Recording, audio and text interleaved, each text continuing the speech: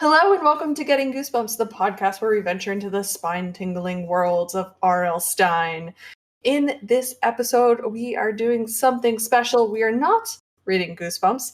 We actually read the very first Fear Street book, The New Girl. I'm very excited to get started. My name is Stacy. Hi. I'm also excited. My name is Alison. Hey, me. I'm so fine. I blow my mind. Hey, Mickey. It's Mickey. I'm Mickey. It's me. Hi. That was amazing. That one got away from you a little bit at the end there, didn't it? It did, but I In such reined a it back. beautiful way. I liked it. It was a good recovery. I'm so excited because there's actually a Fear Street cheerleaders saga, and maybe we could do something fun for that. Yeah. Yeah, we could all dress up as cheerleaders and film ourselves falling. Yeah. Why? You took it to a weird place. I mean, not only did you have us dressing up as cheerleaders for a verbal medium, but then we also fell. Yeah, I'm not a cheerleader. That stuff they do is hard. That is true. That is true. Tell me any of you can do a backward bounding kickflip or whatever. I mean, I can do introductory cheerleading things, you know? Is that clapping? Putting my fists on my hips and clapping, yeah. Okay. Holding a bullhorn. Okay, so we read the very first Fear Street book. The Fear Street series, also written by R.L. Stine, started in 1989. And it was actually written as still a young adult series, but not quite as young as Goosebumps. So we're looking at maybe kids in high school through this series. So we got a little bit of a new adventure, a little bit of romance, a little bit of edginess. Yeah. A little bit of that high school drama. Making out. A bit more intense story in relation to the scares and the twists of what was going on. Oh god, yeah. Which I just remembered. Yeah. Like, in contrast, though, thinking about it, like, the stuff in this book isn't... Like, there have been murders in the Goosebumps books, like the kids series. There have been people who have been killed in gruesome ways, like the plant dad with a hatchet through his body. There's been a animal slaughtered. Not that. That's what I was thinking of. I know, but that was shocking, and I said, "Oh, we've reached the next level." Here we are. Exactly. But then you think about what makes it adult, and it's just some more kissing, and stuff. So it makes it adult, not the brutal murders that occurred in the kids' books. Just kissing. I guess that's true. It just makes me. It's just strange. But Alison's going to go ahead and give us the summary for this book. So please take it away. After spying a new beautiful girl in the cafeteria, high school gymnast Corey Brooks becomes obsessed with finding more about this specter of a classmate. No one else seemed to know anything about her, except his longtime friend and secret admirer, Lisa Bloom. Lisa tells him the new girl's name is Anna Corwin, and she's just moved to Fear Street, the creepiest part of town. Corey later calls Anna's house, and a distressed woman insists Anna isn't home, despite the fact that he can hear her in the background. And on another night, a male voice informs him that Anna is dead. Corey has fleeting thoughts that maybe Anna is actually a ghost. She becomes an obsession, and he visits her street on multiple occasions. Anna is very real, however, and progressively acts more strangely as events carry on. She calls for Corey's help in the middle of the night. She toys with him. She kisses him. She's clearly a damsel in distress, and she wants Corey to save her. Her brother Brad, she claims, has snapped after they lost their other sister, who Anna believes he killed. Brad keeps Anna tightly under his thumb, filling the role of their deceased sister with Anna instead. Lisa, on the other hand, is not impressed with Anna, or sold by her waifish looks. She knows that Anna is jealous of the friendship that Lisa and Corey have, and she's not afraid to take extreme measures. A dead cat turns up in Lisa's locker after Lisa asks Corey to the dance. But Corey's denial that Anna could ever do wrong creates a rift between himself and his best friend. At the dance, Lisa ends up leaving Corey on the dance floor, only to be pushed down a flight of stairs by a mysterious figure when she attempts to leave. The two are sure it was Brad, who now has it out for the both of them. Finally, fearing for Anna's safety, Corey heads to the Corwin house on Fear Street. Both Brad and Anna are there. But the truth turns out not to be quite what Corey was led to believe all along. Anna is dead. She fell down the stairs of their house, likely pushed by Willa, the other sister. The Anna that Corey has known all this time was not Anna at all, but Willa taking on her identity. When Brad discovered what was happening, he started following the group and even tried to intervene at the dance, accidentally pushing Lisa instead of Willa while he's there. Willa steals a letter opener and attempts to stab Corey, but Brad is able to subdue her and hopefully gets the help she desperately needs. Back at home, Corey and Lisa share cake because they're adorable. Tell you wrote this. Did you say you could tell I wrote this? Yes. Why? Because they're adorable. I didn't know how it was adorable. I don't know.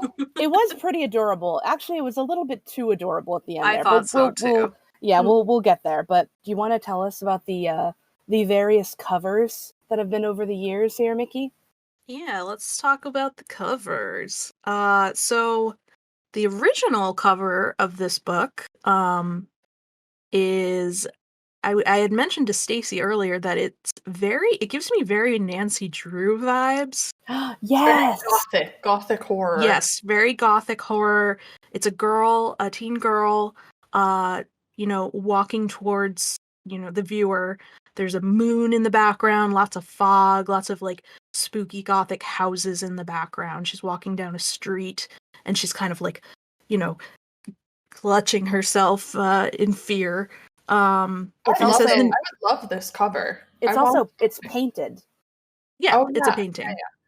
And it's got some fun, very 80s font and color. Fear Street, the new girl. Mm-hmm. Yeah, I love this cover. Yeah, it's very cool.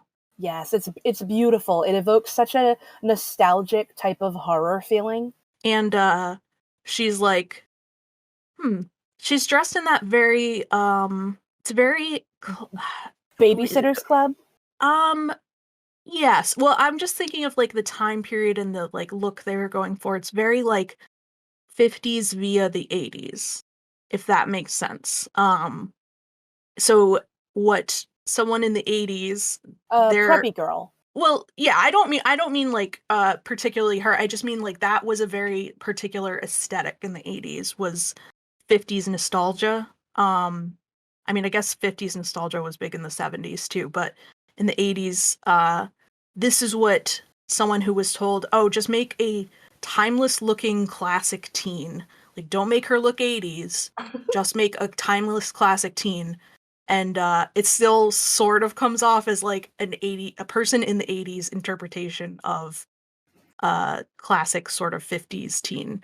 I kept thinking this book was set in the 50s. I don't know why. I just kept imagining it like when they went out to eat, they were in like a diner. Yeah, like, oh, I don't have a date for Saturday night. Oh boy, Jimmy. Yeah, like that kind of thing. I was picturing it very, speaking of like weird particular nostalgia aesthetics, I was picturing it like that, but like 50s via the 90s.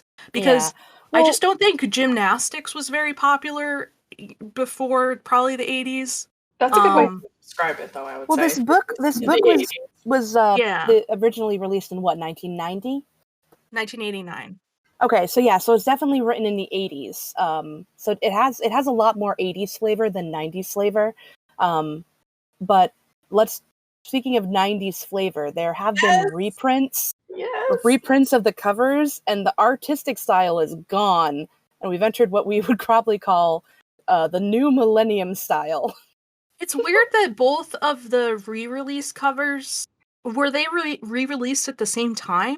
I have no idea. They have the same exact title and subtitle font and placement and everything, but they have two different like photoshopped photos as the illustration.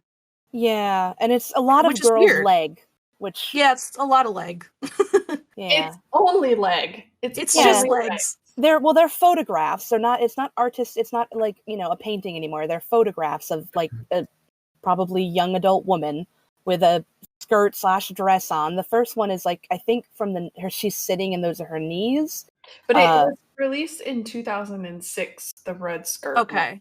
Yeah. That makes sense. But it does, because it's very slightly grunge I millennium. feel like I'd see that at Warped Tour. It's very, that like a micro skirt, not a mini skirt. Yeah, that's micro a lot skirt. It's of very legs. like early 2000s. I'm trying to find out information about the other one. The other, you know what it might be? One might be American and one might be. Yeah, Africa. you're right. That could be But it. both of them have some real trippy neon effects going on in the background. Is the cover quote the same? No. Yeah, no, they're different. Okay, so one says he had to learn her secret or die trying, and then the other one says making new friends can be deadly. Which it's funny because the one with the mini skirt that says making new friends can be deadly. Well, I guess that still applies. But I would look at this, and even just knowing the title of this book, I assumed that we were going into this and the new girl was going to be the protagonist, but she was not. Also, in that second cover, it looks like she's holding a tiny briefcase, but I'm sure it's a lunchbox. Oh. Yeah, those were just- cool. Metal Yeah. lunchboxes. Yeah. Yeah. I had a few. Yeah. I know, I feel like, and this probably sounds silly, but I feel like the original cover is more timeless than these, like, It is. pseudo-fad, like, Yeah. neon, edgy, Yeah. you know, like, I don't know. I also just don't appreciate being, like, looking at, like, so much supposedly teenage girl thigh. I don't know. Yeah. No, I it's know. kind of weird. But we have one cover to talk about. The one Oh, that we have the, yes. I love this cover. Me too. So, viewers, listeners, audience members, our dear friend Stacy bought Mickey and I both a lovely present of the collection of the first 4 stories in the Fear Street line, and it's a gorgeous. It's a nice big thick novel, has all, the New Girl and 3 other novels from the Fear Street series in it, and I don't know, Stacy, why don't you tell us about the cover? Well, it was released in 2020 because they are preparing for Fear Street movies. There's like Ooh. 3 or 4 films coming out this year on Netflix, I think. So they're Probably. preparing for that. So I'm very excited. Me this too. is a big, thick book. It's super cool. There's a pink to blue gradient on the front with a bunch of trees and a white figure standing closest to the camera looking into the forest. And the trees and sky are forming the shape of the top of a skull. It's very, I don't know, it's more like artsy, like drawn Yeah. than any of If the other you ones. and if you just look at the color choices, I think it's like a really interesting choice for a horror book to it's like a unicorn aesthetic basically. Yeah, It's it is. It's like pink and Yeah. purple and blue and white are like Mhm. sort of the main colors, and there's some black too. But There's other ones. There's more printing, I think, of more of the books, and they use different color gradients. So there's like a Cool. yellow one and an orange one, and yeah. Oh, I love it. That's very cool. It is very unicorny. I was thinking it had a magical feel to it because the figure, the I think mostly feminine or maybe like guy with long hair, but I'm pretty sure it's the feminine figure. It's just like completely the color like white. You don't see any features, and then the border of the cover is these like branching, spindly trees that are also just blocked white. It does evoke a kind of supernatural but also magical feeling. Yeah, if you replaced her with a unicorn, it would just be a unicorn book. Yeah, it'd be a kick butt unicorn book. Yeah, yeah. The new unicorn. I'd read that. I think this is my second favorite cover. I think my favorite cover is the original. And this is my second favorite one. Yeah, I love the original. It just I think it's mostly nostalgia, but it just makes me feel good when I see it. Mm-hmm. It makes me feel comforted. It makes me feel like it just reminds me of a simpler time. Yeah, I'm not digging those middle ones. I don't think I would have even dug them at the time. I think that at the time that aesthetic looked very cheesy. It's very obviously hypersexualized, and it's way more sexy than the story is. There is some mild kissing and like there's like one scene where the boy's like, "Oh, we might go like make out on her bed," but that's like as risque as it gets. And I this don't is know like, if the covers are very sexy. I don't know. They feel hypersexualized to me. Yeah, I mean, in one of them, the legs are the legs because there's not a full girl there. It's just legs. The legs are wearing a very, very short skirt, but she's just walking.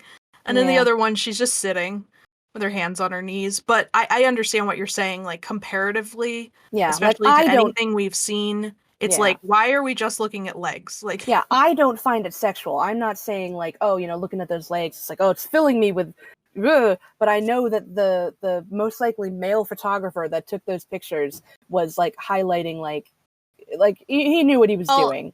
I'd say don't blame the photographer, blame the No. person who designed the covers. Yeah, sex sells. The photographer probably took a picture of a full human being. And then they cropped it. Yeah, of course. That does make The goal sense. was to get boys to read these books. Exactly. Yes. Yeah. That is my guess too, is that they, probably at the time and probably still, but I don't know. I don't know about demographics of which like high school age kids prefer reading novels, but I would guess it's probably more girls. Mhm. Yeah, I think, now that I'm thinking it, I think the Goosebumps books probably had a larger male audience than girl, and I think the Fear Street books had a higher female audience than male, which that's true to horror is books interesting. in general. Because one of the things I picked up from Paperbacks from Hell was that women were the ones buying the gothic horrors and those novels from the grocery store. It was very female dominated, not so much male. And in general, that might be skewed now, and there might be more males that also read horror. But previously, it was definitely female driven. Interesting. It's really fascinating. Yeah, I'm like sitting here in my head, and I'm like, we should just talk about this for an hour. But no, I really do want to talk about the book. I really want to talk about the book, because I have some thoughts. So I started reading and taking notes as I usually did. I thought maybe I should take notes per chapter, and then honestly, I gave up on the notes because I just enjoyed reading the book, and I thought it would be more fun for us just to talk about things we liked and didn't like versus going through the whole book and break it down. Because I really encourage people who are listening to take a chance and read the book themselves, even if you listen to the podcast, because it was fun. It was it was fun. Oh, it was such a I would say we've talked about R.L. Stine's writing in the Goosebumps books already about how he's capable of brilliant things. Sometimes every now and then he'll have like a hiccup or a skip here or there where it's like, this was not the best to read, but this I really had fun reading. It was simplistic in that it was clearly geared towards younger people, but it wasn't so like, I don't know, it was a good time to read. I genuinely was laughing out loud at certain points. Me like too. When Corey was like, yeah, my parents are downstairs with Lisa's parents and they're having their weekly hot game of Scrabble. It's like, oh man. And Corey made me so frustrated sometimes because I was like, no, oh my god, stupid boy. He's so dense. He's so dense. I would say that was the only thing I found frustrating. That I would have changed. That felt like I mean, and maybe I'm wrong, but that felt a little bit too juvenile to believe that the main character would be that oblivious. But in defense, me and my boyfriend that I've been together with 3 years now spent about 1.5 years being friends who liked each other, not having any clue that we liked each other, despite the fact that we would stay up till like 3 a.m. talking and like would only want to talk to each the density of Corey frustrated me, but like I get it. It is possible.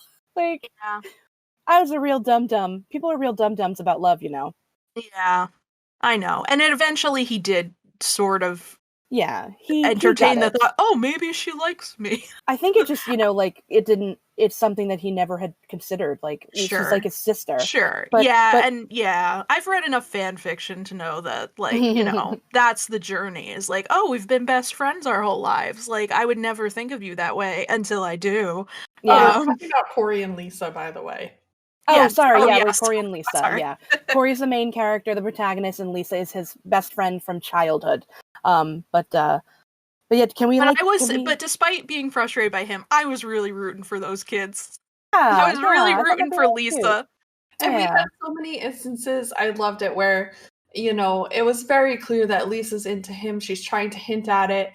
And he just says something stupid or brings up this other girl. And she's like, dude, why? And it's just so Hey, clear to Corey. us. And he's like, no, I have to go see this hot girl. And she would just be like, dude, just go home. And he's like, Yeah. why do you send me home, fair maiden? Yeah, She's like, what? "No, I wait come for me." bringing gifts and I want to talk about this hot girl I saw.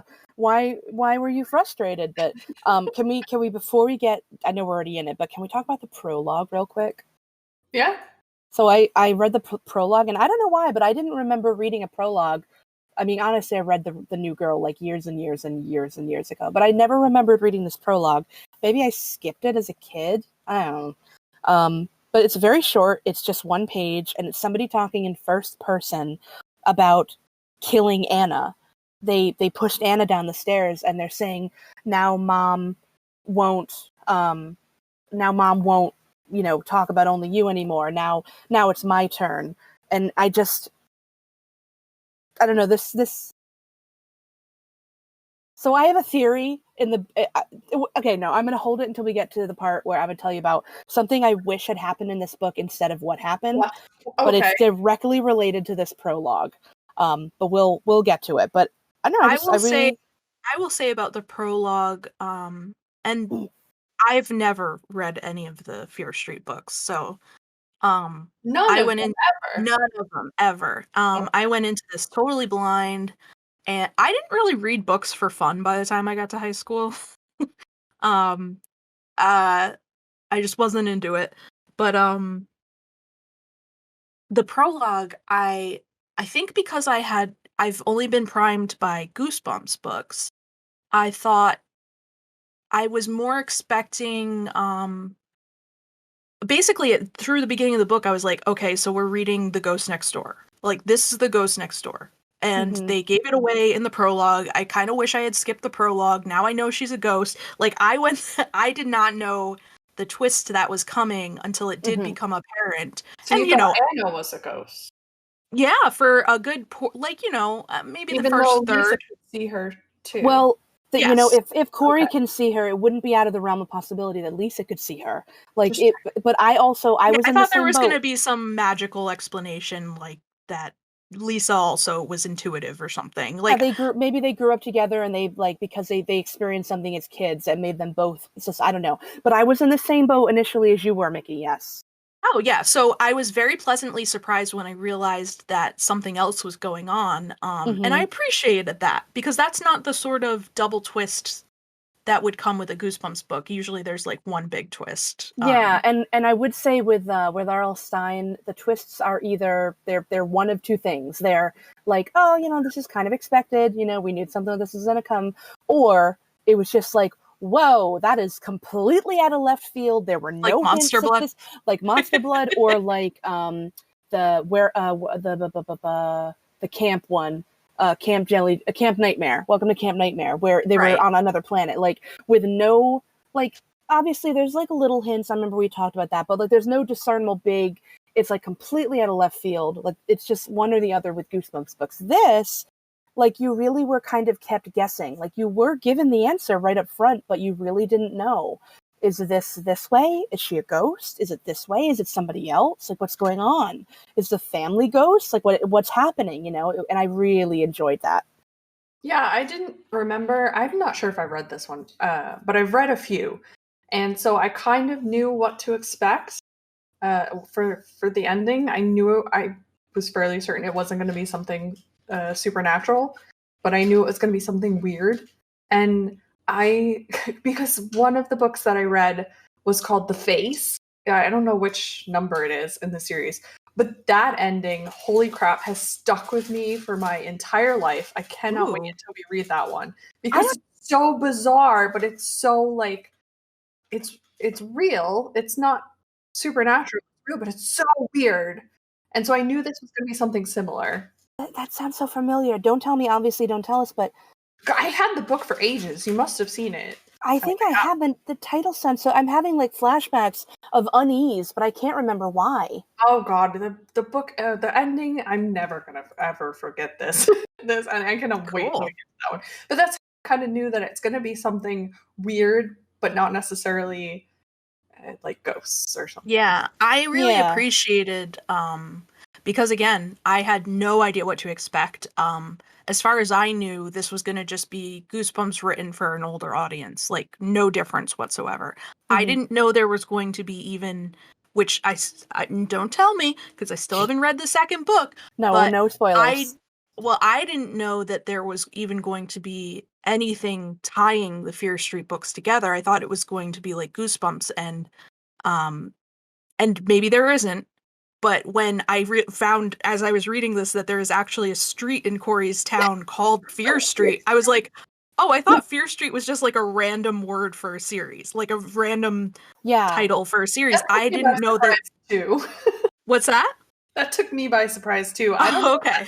that's kept up through the whole thing. And we just talk about like the fact that interspersed in this story are references to horrific tragedies that have happened on Fear Street. And one of them happened a week ago. Corey nonchalantly, and you can tell this is the 80s because he's just like walking around driving around at night, like his parents aren't too concerned. Like, yeah, I know, obviously, like curfew, blah, blah, blah. But they're not like, you cannot go out alone. Somebody was murdered in the Fear Street woods, the forest by Fear Street, a week ago. A whole family found dead. They have no idea who did it. And Corey mentions it like this. He's like, yeah, some crazy stuff happens on Fear Street. Like that family that got murdered last week. Man, they still haven't found anybody who did it. Anyway, I'm walking to Anna's house. Like, what? And then he again later in the book talks about the like horrific, like a few years ago there was a horrible car accident. 2 cars like headlong crashed into each other. Somebody on Fear Street went out to see the people like covered in blood and went inside to call like the police or something, and then came right back out, and everybody that was in the cars was gone. Then nobody ever found them, and it was just blood left behind. I was like, holy shit, how are people still allowed to live on this street? What the heck? Like, oh my god. They like over everything though, because the same thing, that's my grievance with at one point Lisa finds a dead cat in her locker.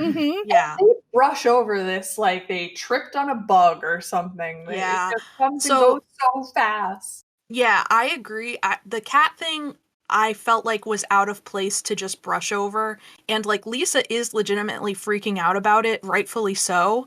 But Corey just kind of treats it like, well, I don't understand why you're so upset. Like, he's like, oh, that's too bad. I guess we should clean it up. And then that's like the end of it. Yeah. But the other stuff, and again, I don't know where the series goes, and I don't know what maybe R.L. Stine was planning for the series to go. And maybe that doesn't pan out, but I kind of liked the very, very random, very intense, like, yeah, this street, just like a lot of weird stuff happens here. A lot of corpses piling up. Anyway, like, moving on. I thought that was kind of fun. That kind of like over the top horror spookiness that like and in real life any normal person would be much more concerned, but it's just a normal part of life in this town. It's very I thought bizarre. that was kind of fun. I liked it. But the cat thing was like, that seemed like they should have, spent a few more paragraphs lingering on that, like just a little bit. Yeah, they brushed over it. Can you imagine crazy. If that happened to you? If you found a dead animal in your locker and you had to clean it up? Traumatized. I would be traumatized for the rest of my life, they probably. Didn't even tell an adult. No. The school would probably like lock down and try to figure out what happened. Because that's like very threatening and very, very disturbing. Yeah, and how did no teachers notice this? How did nobody notice this? I don't know. Like people hey, like man, walking it's the by, 80s. Anything goes. Like it's like, oh, just normal bullying for the 80s. It's just so bizarre. Like and it's not really a complaint about the book. It's just like it's more just it's not a complaint at all. No, it was kind of fun. It was kind of fun, but also just like again, it made me think that like these kids are obviously they're afraid of Fear Street, but they're so used to this like crazy insane stuff happening that they've become like desensitized to it. Like, oh, a murder in the woods last week? Yeah, that's normal for Fear Street. It's spooky though. Which is kind of funny because it's kind of like it makes me think of how Buffy the Vampire Slayer at some point. Oh, yes. The people in town just had to, I guess, shrug and be like, crazy shit. Crazy stuff happens here all the time. Just part of life in our cute little town. Do we want to? I mean, are we okay? Where are we story wise right now? Okay. Oh, we're like kind of all over. Yeah, we kind of haven't started. Okay, I just checked the second book synopsis, and it does mention the Fear Street Woods, so I think it does carry through at least. So there is a okay. Yeah, I won't get my hopes up about there being payoff with like that neighbor with the dog or anything. But yeah. Talk about the neighbor with the dog. So we haven't really established anything except Corey has a friend named Lisa who likes him, and he notices a new girl in the very first chapter after. He like sees her walk by and he becomes obsessed with her, which like let's just get it right at it right now, is that there's nothing supernatural going on with this right now. In this particular story, there's nothing supernatural going on. It's all human-based horror. It's all like mental illness and like human-based emotional damage and all that stuff. But his obsession with her, looking back now, that there's nothing like to influence him other than the fact that she's like really hot, really pretty, is really kind of concerning, because he becomes immediately obsessed. Although he is a 16-year-old boy, so yeah. I can see that happening to the average teen. And it never happened to me at first sight like that, but I could see that. I definitely had like obsessive crushes when I was a teenager. Yeah. But yes, it is also, I was convinced that there was something supernatural. I was like, oh, she's put some kind of like spell on him or something, because he's really obsessed with her. Yeah. I think they're all very Scooby-Doo-esque. Yeah, like there's a logical explanation for everything. Yeah. Gotcha. Hey, I appreciate that too. Yeah, definitely, absolutely. It's just so fun. It was very enjoyable to read. So yeah, but Fear Street is the street in his town. Oh yeah, we kind of already went over that. There's just a spooky street where truly horrific things happen all the time, and that's just a part of life there. And Anna, he finds out, she moved to Fear Street, specifically into Simon Fear's mansion. Simon Fear like founded the town or whatever, and the street is named after his family. And Lisa moved into his mansion. And I was like, wait, ooh. She did? I thought she was in a different house. He didn't move. They didn't move into the Fear Mansion. That's what my note says. Well, your notes are wrong. Sorry. I think that he, when he first enters Fear Street, I think that the mansion is at the beginning of the street, perhaps, or it's one of the first ones he sees. So he pauses a few times and like stares at it and sort of thinks about the mansion. It's like but Simon Fear. I think the house that she moved into a house a few doors down. I think it's totally understandable to get that confused, because why does he stare at that mansion when it has nothing to do with the story? But I'm pretty sure she lives in a different house on the street. Gotcha. But I think it's like 2 houses down or something. It's like quite close to the mansion. But yeah, she's just a spooky girl, lives in a spooky house, and has a weird neighbor, and has a very what is my term for it? Weird adult. TM trademark weird adult. Weird adult, capital W, capital A, weird adult. Yeah, so when Corey a few times visits Fear Street to, try to see Anna or try to save her or whatever he's feeling at the moment, he runs into this random neighbor a few times whose dog attacks Corey. And he's very weird. And I thought he was going to be a bigger part of the story, but he was not. He was just a weird neighbor. But it's like, was he weird, or was he just overly concerned about this kid lurking around? Yeah, that's true. He wasn't really. I pictured him. I don't know if there's ever a description fully of the neighbor, but I pictured him looking like a magician for some reason.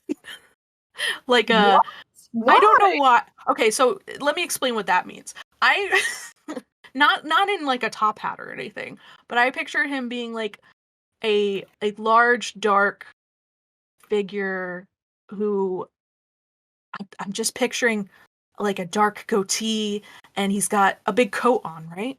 Is that like his only So, description? yeah. Yeah. He's got like a coat on and maybe a hat. I don't know. Um but he stops and talks to Corey a few times, and he talks to him, like he makes the effort to talk to Corey, but also doesn't really get into anything with him. That's why I guess I say he's mysterious. Is he talks to Corey and he says that like Anna's family is, does he say that they're weird or they're unusual or something? Um or dangerous? Does he says something that makes you concerned about Anna's family. But then he just sort of is like, "Okay, I'm leaving now. Bye." Yeah, he's just he's like way too into that family. Like he's like he's guarding them, but then he's also like, well, I don't know anything about them. I'm just a neighbor. It's like, dude, like back off. Okay, like he might have been the creepiest thing in this book, and he didn't even kill anybody That we know of. that we Yeah. know of. He definitely gave off possible murder vibes. Maybe he was responsible for people in the woods. I don't know. What's his dog's name? Voltaire. Oh, Voltaire, I love it. The This guy's Doberman definitely a Voltaire. vampire. Yeah. He's definitely a vampire. Yeah, he's a vampire or he's some sort of like count. Same thing. Who names their dog Voltaire? Come A on. vampire. It's kind of a cool name. It's a Alison very did cool spit name. it out like it was nothing. Voltaire. It's Voltaire. Oh, because it's in my head. Voltaire. I won't forget that. Okay, so are we? Where are we linearly with the story? I don't know. We've been bouncing all over, but we know Okay. that he's seen her. We know that he's smitten. We know that he's gone to her house. He's called on the phone a few times and Yes. talking to both a woman and a man. A very Mhm. distressed sounding man, a very distressed looking woman on the phone, a very distressed sounding woman on the phone who's like, "Why are you He doing heard a this to me?" scream Yep. saying, "I know it's for me. I know it's for me. Let me talk." Mhm. Yeah. So that was like, Which is concerning. yeah, Yeah. that brings into question the whole idea of like, you know, especially since she's absent a lot. Is Anna being kept hostage? Is she being kept Right. captive? Is she being abused? You know, it gives Yeah. off heavy abuse vibes, which is very, very concerning. Which, like, in my mind, even when I was considering, okay, this is feeling very much like it's a ghost story, but maybe there is a non-magical explanation, and like it's like really dark, and they're like controlling this girl and keeping Mhm. her in the house, and which I guess they were trying to do technically, but Yeah. Well, for good reason. Brad was. But so Yeah. like, so Yeah. then he calls like a second time, and then Brad answers the phone. We didn't know then, but we know now it's Brad. And he's like, "Anna's dead. Don't you stay away from your Anna's dead. You know, there's never been an Anna here," like that kind of thing. Right. And then Corey at some point goes to Anna's house because he finds out where she lives. So This he was kind of calls- funny. This he is kind of calls- funny. Yeah, this is another reason I laughed. He calls the information like operator, which I don't know if 411 is still a thing. I don't think so. Because we have cell phones and caller ID and all that stuff. But he calls 411 for information so they can like look up information. And he's like, "Oh, so can I have the address or no, can I have the phone number of this person?" He gives the name and number, or he gives the name, which like should prove that she's not a ghost because she's registered on that address. But then Or her family is. yeah, but like it's by her name. But so then he's like, "Oh, can I have the address too?" And the operator's like, "No, we're not supposed to give that out." And he's like, "Pretty please." And the operator's like, "Haha, yeah, okay, it's my last day anyway." I thought that was very funny that the operator was like, "You know what? It's my last day. What are they I going to do? don't Fire care." me?" Maybe this is why people get murdered on Fear Street, because the operators are being real loosey-goosey with their information. Oh. Oh my gosh. But so yeah, so he gets her address, 444 Fear Street, which is a lot of F sounds. He goes there and he meets Brad, the brother, because Brad opens the door. And Brad sounds real cool, by the way. He's got a diamond stud earring. So Brad opens the door and he's like, "Oh, it's you. You're the one that called. Like, stay away from here." Do we hear Anna in the background yelling then? No. I don't No. think So what is he? Brad like shuts the door in his face or something. They all kind of blend together, but then he like I think leaves. that first I think the first one he goes in, yeah. Right? I don't know. I don't think so. I don't And think he Brad would let him scares in. him? I think Brad pulled him in the first time. Oh, at one point, yeah, I think you're right. And Yeah. And he's freaks him intentionally out. trying to scare him. Yeah. Yeah, there is a lot of trips and a lot of phone calls that get very Yes. Yeah, blunt they kind of bleed together. Mm-hmm. But you're Mhm. absolutely right. Like, he pulls him in and he's like, oh, and Mhm. like makes him leave again. Which is funny because Brad at no point, which like we find out later that he's the like quote good guy, but he at no point just explains the situation. Oh God, yeah. It's like one of those things where he does explain that Anna is dead, but he doesn't say, why do you think she's alive? She's Yeah. not. You're talking about my sister who is alive, who is not Anna. He never says that. He just Well, says, to be fair, Anna's dead. he might think initially it's a prank, someone calling to talk to Anna. Yeah. Maybe he thinks that Willa who's going to school, and Willa who's absent a lot, and Willa who, blah blah blah. He Yeah. might think that maybe she mentioned her sister. He might think that, somebody, because high schoolers can be cruel. We've seen Sure. bullies, really extreme bullies in the Goosebumps books. So maybe he thinks someone's calling them, and it's like, oh, can I speak to Anna? And then he's like, no, she's dead. How dare you? The information has to start flowing. You'd think Yeah. they'd start asking Agreed. questions or It something. could this is a this is a book, this is a story in which every single thing that happened could have been avoided if in the first 2-3 chapters they had been like, oh, okay, there's a misunderstanding. Here's what's really happening. The end. We The could have end. saved that cat. Yes. Oh, they could have saved that cat. Oh, and Lisa, just for And the Lisa's record, this made me laugh, but also horrified me. When Lisa found the dead cat in her locker, which somebody stuffed there, it was Willa/Anna to, scare her. Disemboweled. It was disemboweled. First off, oh my God. Second, Lisa's reaction was first, oh, this is horrible. I'm like, somebody's hurting me. Her second reaction was, well, at least I hate cats. Oh, yeah. I know. I think that was supposed to just like show her sort of sardonic sense of humor. I guess, or show why she's not like crying and weeping. Right. But I know. Lisa, my God. Okay, Poor so Lisa, through this whole book, I just felt bad for her. I know. Corey ain't cool worth person. it, girl. No. Like there's points where he'll like go over to like hang out, like when their parents are having their hot Scrabble night, like a hot game of Scrabble. Like he'll go and hang out and like watch TV, and she's like on the couch next to him, and she's like running her fingers through his curls, and he's like, that feels nice. I wonder why she's doing that. And then she like, when they're like walking home from school, she's like leaning on him. He's like, she must be cold. Like, Jesus. Oh gosh. But then at some point, Anna starts acting weird. Yeah. Oh, like, yeah. She acts concerning, and you're like, this is different.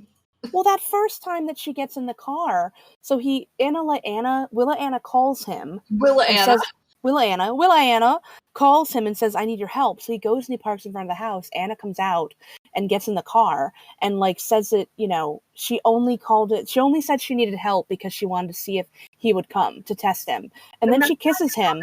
There's games afoot. Yeah. That's a very specific game that girls would play. Especially in the 80s. Like, Yeah. But also she kisses him as if she's trying to crush his skull. Like, he says at some point.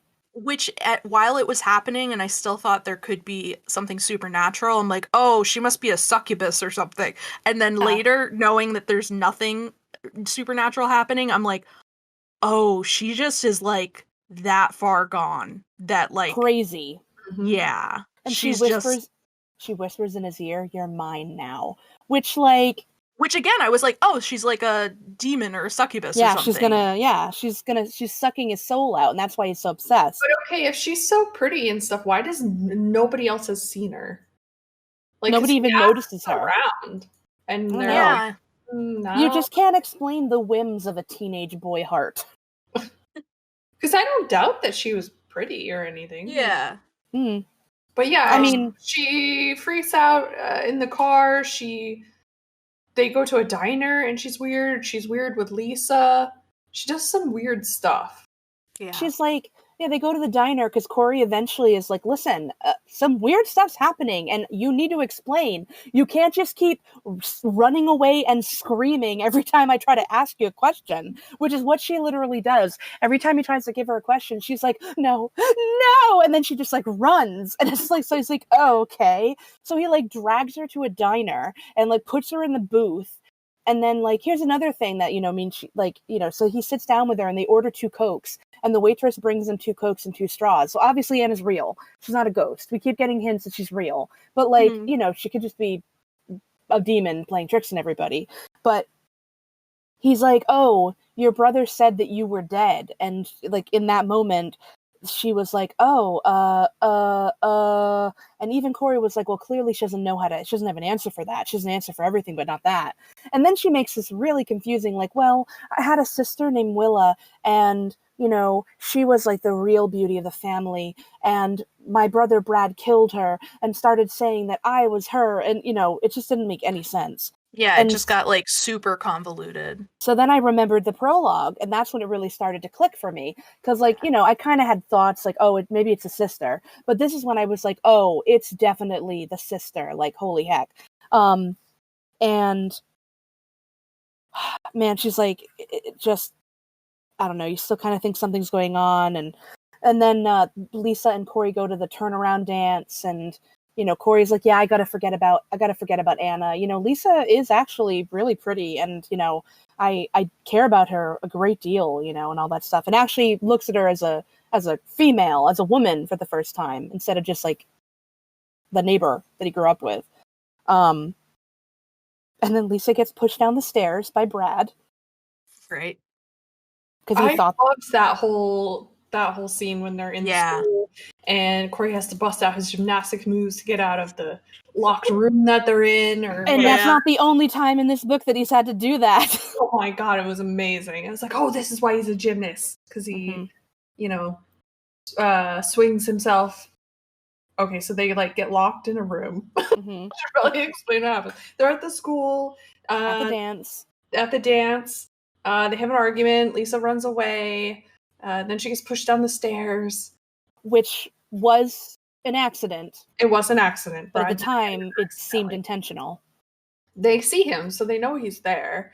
They get locked in a classroom during their search. And they're and this never even occurred to me, I think because our school only ever had 1 floor. So it like never occurred to me that they're like on a 2nd floor type of. I was like, why don't they just go out the window? Because they're not on the 1st story. And the tree that Brad like climbs out onto the ledge with the intent to like jump over to a tree to get down. Corey. Corey, sorry. Yeah. And he ends up like slipping or something, and he swings himself into the window that's on the 1st floor that happens to be open, and it's this whole like, it's slightly comedic the way it is. It's as if he were a trapeze artist. Yeah, he flips in, like, he just like flips in. He does like full body flips. And isn't there a scene where later on, I won't say specifically what happens, but somebody has a knife and he does a backflip to them and kicks the knife out of their hand. Oh my gosh, it's amazing. Yeah. Amazing. Oh my god. But so they get out of the school. Mm-hmm. He does his little tricks to escape the room, and then he comes back and unlocks the door for her. And then is that pretty much where that? Oh, they see Brad speeding off in his car before they do the escape. And so it's 100% confirmed that it's Brad. Well, they also saw the glint of his earring. Right, that was his tell. I did not remember that he had an earring, a diamond earring. That's so funny. Yeah, that's the whole reason he had it, is for it to glint maliciously. But he kind of like Billy in Stranger Things. Is that how I should be imagining Brad? So yeah. But he's he does say something before he leaves when Lisa, whose ankle is sprained, and Corey's dragging her around the school to find Brad rather than going to get an adult. Because like, where were the adults when Lisa fell down? Like, there's no adults in this book. Teen World. It's just the weird guy with his dog. Yeah. You know what? And like the gymnastics coach. That's a good point. We legitimately, other than the parents, the coach, and the weird adult stranger, we don't see any adults. We hear the mother on the phone, but that's it. There's like no grown-ups in this world. Yeah. It is strange that Brad and Willa's mother is a character, but we never see her. I mean, she's there to be on the phone once, and then she's conveniently at her sister's house or something. Yeah, she's a narrative like foil or whatever, where she's just there for. I guess she's just there to explain that Brad and Anna, quote unquote, are not completely on their own. That they do have a parent. But it just seemed kind of unnecessary to me. Yeah. Okay, so that happens to dance. Oh, and then to clarify, the reason the cat was put into Lisa's locker, and yes, it was Willa Anna, is because Willa Anna was jealous that Lisa asked Corey to that dance. And Lisa said, I'm pretty sure it's Anna, and Corey was like, no. It's probably just it's probably just a coincidence that cat ended up in there. Yeah, Lisa knows what's up the whole time. Yeah, Lisa is like the steady thread through the whole thing where she's like rational and normal and everything else around her is what's bouncing up and down crazy. And she's just that thread through the whole thing. Where you're like, yeah, Lisa, you're good. You're a good egg. Yeah, totally. But then Corey goes to Anna's house after the dance. Soon after. I don't remember if it's the next day or that night. This was after they went to the diner, and Corey said, there's an article that says, you died, Anna died. That is when she's like, oh, this is my brother doing this, and then they were like kissing at the table, and then her face filled with horror, and she turned and ran, and yelling, and and Brad was in the window, and he was looking at Corey full of hatred. So then... It also kept saying that his face was pressed up against the window, so I was just picturing a dude with his entire face pushed as hard as he can up against the window, and it was making me tee-hee-hee. It was very funny. I have a very vivid image in my head of that whole scene, because that was another kind of comedically described situation. Yeah. And he's just like, nobody else in the restaurant is noticed. He's just standing out there. He's lurking. And this is what I pictured as like a 50s diner. Like they're in there drinking their milkshakes. Right, yeah, it's supposed to be a pizza shop. And I was they're teenagers, so I guess this is normal, and it's probably a normal hangout spot in this town for teenagers. But I'm like, you're really going to go into a restaurant, a pizza restaurant, and order 2 Cokes? You're going to take up a table and order 2 Cokes? How dare you? That waitress is working on tips. Yeah, absolutely. Tips and bubblegum. But so then after that is when he goes because he goes home after the diner and he tries to call Anna over and over again. And eventually Brad picks up and he's like, yeah. And he's like, I know Anna's there. Let me talk to her. And then he hears Anna like screaming in the background. And so then he goes over. He like leaves the house and that's when he goes. And he comes upon Brad and Anna fighting. Willa Anna and Brad, like they're legitimately wrestling when he gets there. And then he helps Willa. He decides to help Willa Anna because he's still on her side. And I mean, to be fair, he doesn't know the whole story yet, and he's just seeing her 20-something-year-old brother, tackling her, basically. So he knocks him out with is it a flower vase? Yeah, is that what it is? like that. He hits him with something. Yeah, and then it starts to get a little freaky. Everything starts to fall apart. Willa Anna's like, come on, Corey, let's go up to my bedroom. I have to show you something. Oh, and yeah, Corey... she's like gonna get it on with him, right? Okay, so this might be the most realistic part of this whole book, is that a 16-year-old boy who just knocked out a 20-year-old man and who may be bleeding out on the floor is conflicted about, well, should we get him help or should I go get banged? Because I really don't know. And honestly... He's a 16-year-old boy. It's very realistic. It's very realistic. This is an emergency situation. Should I call the police? She wants me to go up to her bedroom with her. I gotta think about what I'm gonna do in this scenario. Yeah, her bed is in her bedroom. I gotta figure that out. Yeah. So then, I think, what do you say? Yeah, Corey gave in. He realized he couldn't resist her. Like, yeah, okay, well, let's leave your brother down there. It's fine. But then, what does Anna do? Picks up a letter opener. Mm-hmm. And then Corey's like, danger, danger. Abort. This is, something's wrong. This is not what I agreed to. Suddenly, all the pieces finally fit together for Corey, and he realized he was with an insane person. Yeah, and to be fair, she's not going to kill Corey, at least not then, but she wants to go kill Brad. She wants to go kill her brother. Yeah, he's like knocked out, and Corey's like, wait, what? Yeah, like he's fully caught off guard by this. Mm-hmm. And then he falls out of his second window and flips himself back in it. Oh my god, I totally forgot about this. You're right. Because they're upstairs, and he has his back to an open window, because people just leave their windows open in the 80s. With no screen or anything, and she like slashes at him after he tries to stop her, and he just tips back out the window. Yep. What saves him? His gymnast skills. That's right. I love this book so much. Instinctively, his legs bent. He caught them around the windowsill. He was a gymnast after all, he said to himself. So then, he once again, gymnastics saves the day. He clamps his knees and then flips back in the room, and then he legitimately, Corey did a forward flip across the hallway and kicked the letter opener from her hand.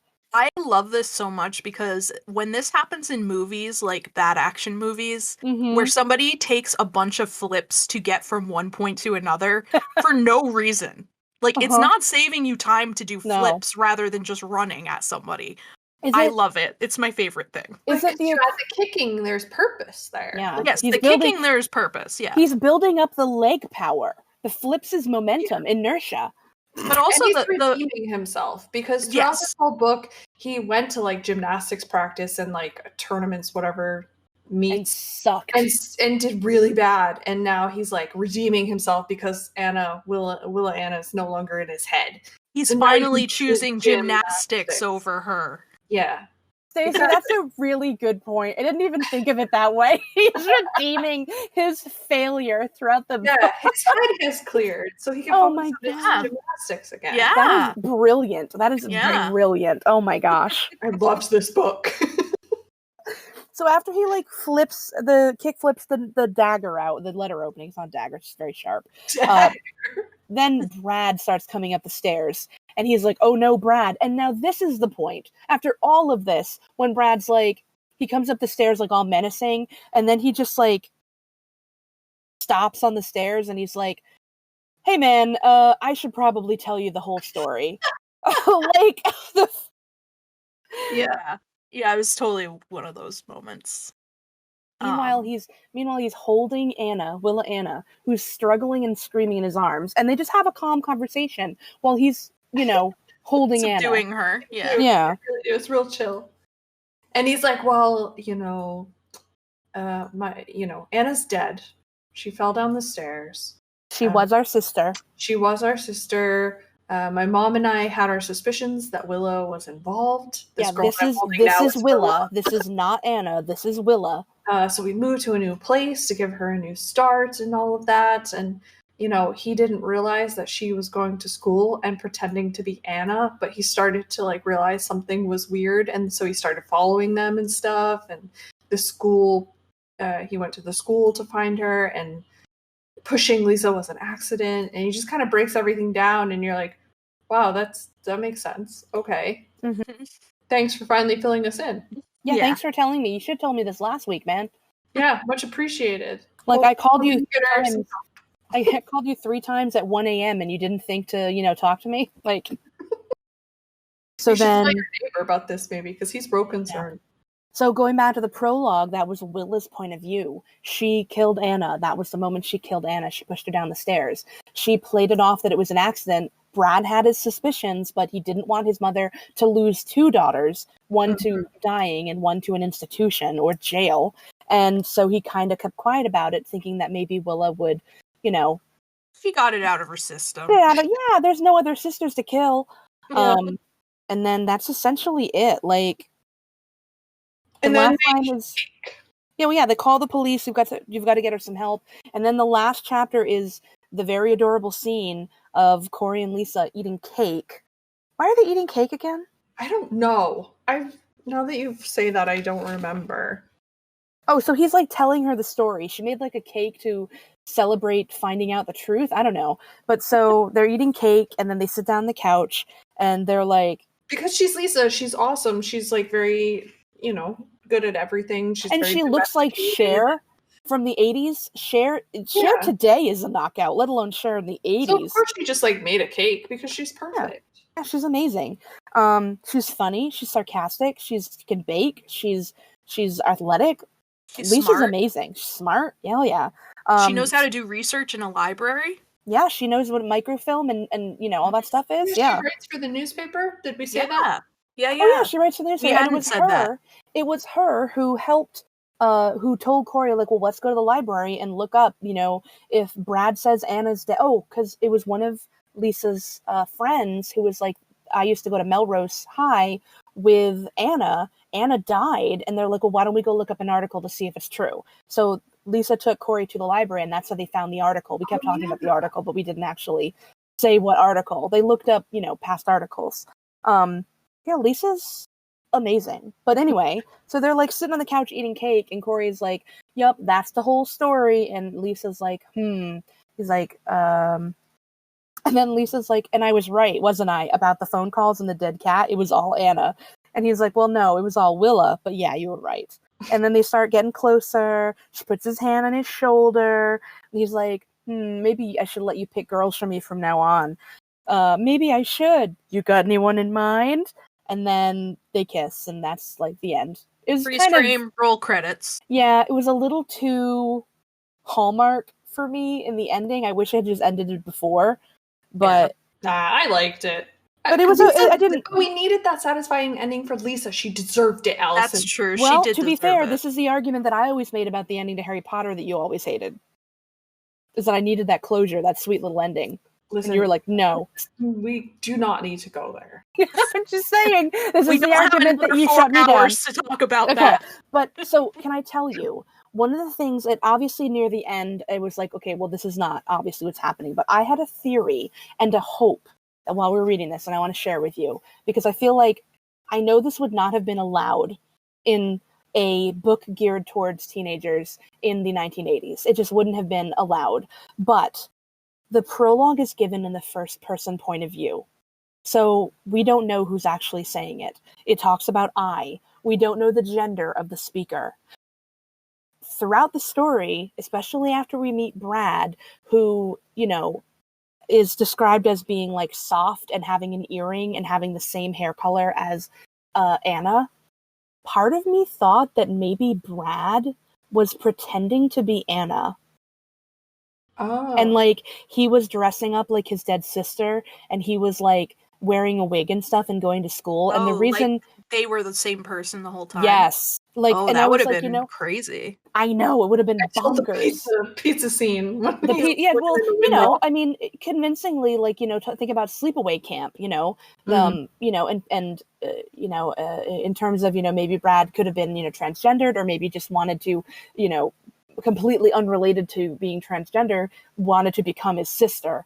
And, there are lots of guys who can pass for more feminine than some girls, So it's not out of the ballpark that he would be able to trick Corey. But then I was thinking, I was like, well, this is the 80s.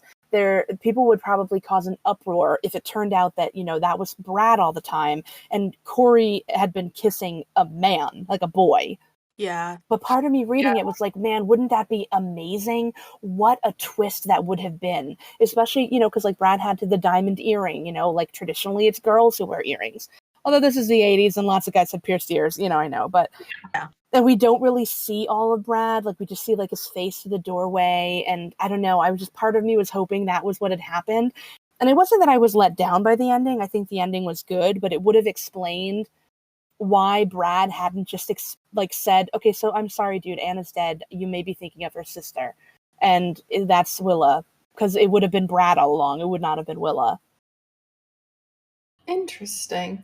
I know. So that's what part of me when I was reading this, I was like, oh, Like, and then like I can see you thinking that for sure. like Brad gripping the back of Corey's head to like kiss him and like getting like, because he's, you know, very strong, and I was like, oh, you know, like, I don't know, I just thought that it would have been like such a cool twist. Like, I'm a little bummed it didn't happen, but I did like the ending of this book. I did like it a lot.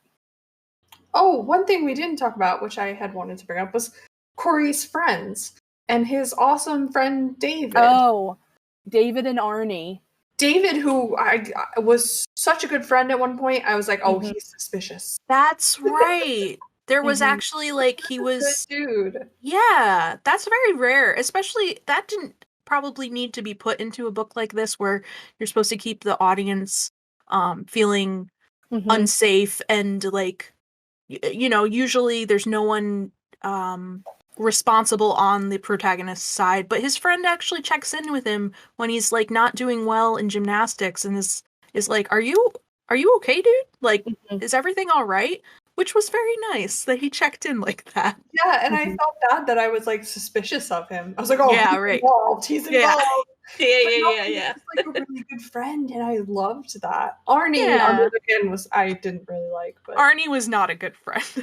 No, he was not. He was not. But David was great. But I really, really loved how he called him. He was like, hey, I'm just calling to talk. And the guy's like, Corey is like, what? About what? And he was like, no, like, listen, man, like, you've been acting really strange. Are you okay? Like, you can talk to me. It's just, it's from a male author between a, you know, male protagonist and his male friend. That's very nice to see. It's very nice to see. And that especially like, you know, I think that is, I mean, maybe I was not a part of many team sports in my teen years, but that's like just good, that's good teammateship too, to like, you know, if someone's on your team, you work with them and you notice that something's off, like that's exactly what you should do. You should check in and see what's going on, you know? Yeah.